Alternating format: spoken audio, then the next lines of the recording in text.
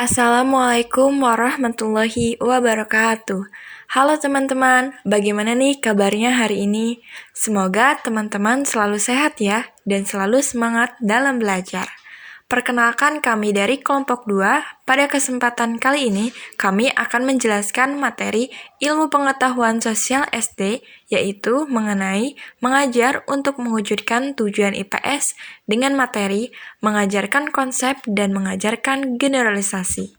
Sebelum ke pembahasan materi, saya akan memperkenalkan anggota kelompok kami, yaitu ada Dede Risma, Desiska Nurul Huda, Encep Anggun Gunawan, Indah Wulansari, Muhammad Angga, Nur Aliyah, dan saya sendiri Tia Risma Cahyani. Nah, teman-teman, mohon ditonton dan disimak ya sampai akhir videonya agar teman-teman bisa paham dan mengerti materi pembelajaran kali ini yang kami sampaikan. Materi yang pertama yaitu mengenai konsep. Nah, saya akan menjelaskan apa sih itu konsep.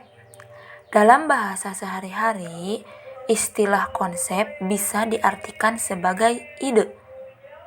Salah satu contohnya adalah ketika seseorang berkata, konsep waktu luang saya tidak sama seperti milik Anda. Nah, dalam IPS, konsep juga dapat dianggap sebagai ide yang dinyatakan dengan sebuah kata, istilah, atau frase. Lalu, sifat konsep. Apa sih sifat konsep itu? Nah, konsep memiliki sifat yaitu untuk dimanfaatkan dalam sesuatu hal, yaitu untuk mengklasifikasikan, mengkategorikan, dan mengatur sejumlah pengetahuan spesifik dengan kesepakatan tertentu. Nah, saya contohkan ya.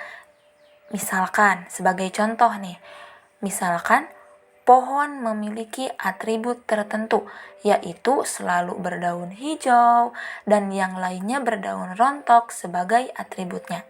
Contoh yang lainnya yaitu, misalkan, beberapa kelompok hewan yang dikenal sebagai mamalia, yang lain sebagai reptil, dan yang lainnya sebagai burung-burung. Nah, teman-teman, mengerti bukan maksudnya? Jadi, konsep ini mempunyai sifat untuk mengklasifikasikan sesuatu, dan pengertian konsep dapat dikembangkan dengan deskripsi atau definisi atau juga dengan keduanya. Saya akan memaparkan materi yang kedua, yaitu mengubah konsep ke bentuk pemikiran yang tepat untuk anak SD. Nah, teman-teman, bagaimana sih cara kita sebagai guru ketika kita mengajarkan konsep kepada pemikiran anak SD dengan tepat? Berikut ini langkah-langkah yang dapat kita lakukan sebagai seorang guru ketika menerapkan konsep pada pemikiran anak SD.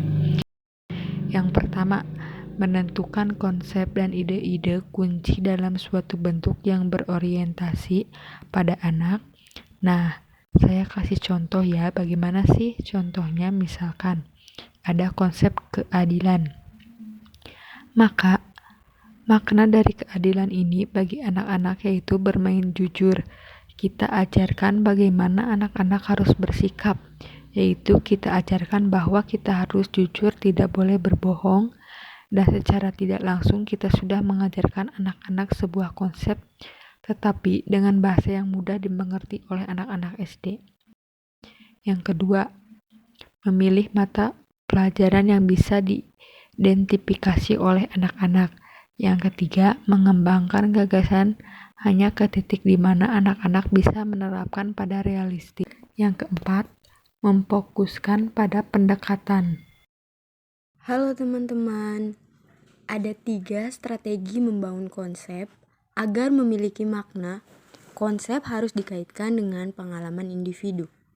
Pengalaman tersebut dapat langsung dialami siswa atau orang lain, nyata atau disimulasikan. Strategi pertama yaitu mendaftar, mengelompokkan, melabelkan. Untuk strategi kedua yaitu mengalami, membuat, hipotesis, menguji. Dan untuk strategi 3, yaitu mengenali contoh dan bukan contoh. Generalisasi.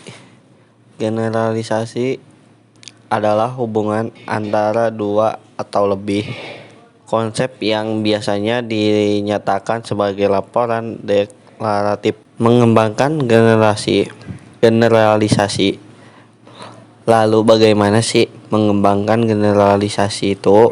Nah, kita harus tahu dulu jenis dari generalisasi yang relevan dengan pendidikan IPS agar nanti kita bisa mengembangkannya dalam pelajaran IPS. 4 jenis generalisasi relevan dengan pendidikan IPS adalah 1. Generalisasi deskriptif. Contoh dari generalisasi deskriptif yaitu misalkan sebuah supermarket menjual produk makanan yang dibutuhkan. Nah, kira-kira apa sih yang dapat kita kembangkan dari kalimat tersebut untuk mengembangkan generalisasi pada anak-anak agar anak-anak paham dan bisa mengembangkan generalisasi dan dengan mudah pada anak-anak SD.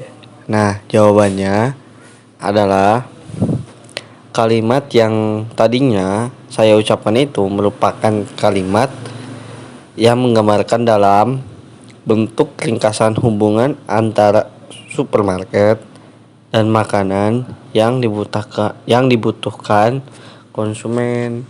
Selanjutnya yaitu 2 generalisasi sebab dan akibat. Akan saya kasih contoh dalam bentuk kalimat, misalkan iklan tentang harga berbagai barang lebih mendorong konsumen untuk melakukan perbandingan dalam berbelanja. Itu merupakan kalimat generalisasi sebab dan akibat, mungkin telah dikembangkan oleh kelas ketika belajar mengenai periklanan dalam strategi kedua dalam pengembangan konsep di bagian sebelumnya. 2 kata ini jika kemudian biasanya generalisasi dari jenis ini. Selanjutnya yaitu yang ketiga, generalisasi prinsip nilai. Contoh kalimat dari generalisasi ini yaitu iklan palsu dan menyesatkan cenderung mengambil keuntungan yang tidak adil dari konsumen dan melanggar hukum. Dari kalimat tersebut dapat dikatakan bahwa kalimat tersebut merupakan contoh generalisasi prinsip nilai. Generalisasi dari jenis ini merupakan pedoman bagi individu yang mengatur tindakan mereka, dan banyak yang telah diwariskan selama berabad-abad dalam bentuk peribahasa atau pernyataan yang bijak untuk hidup yang baik. 4. Generalisasi hukum universal.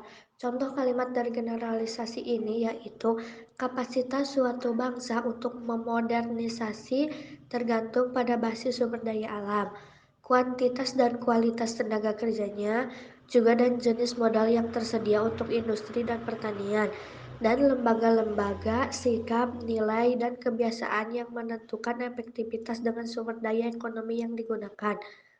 Generalisasi tersebut mungkin telah menjadi fokus dari studi tentang modernisasi yang telah dibahas pada bagian sebelumnya dalam pengembangan konsep.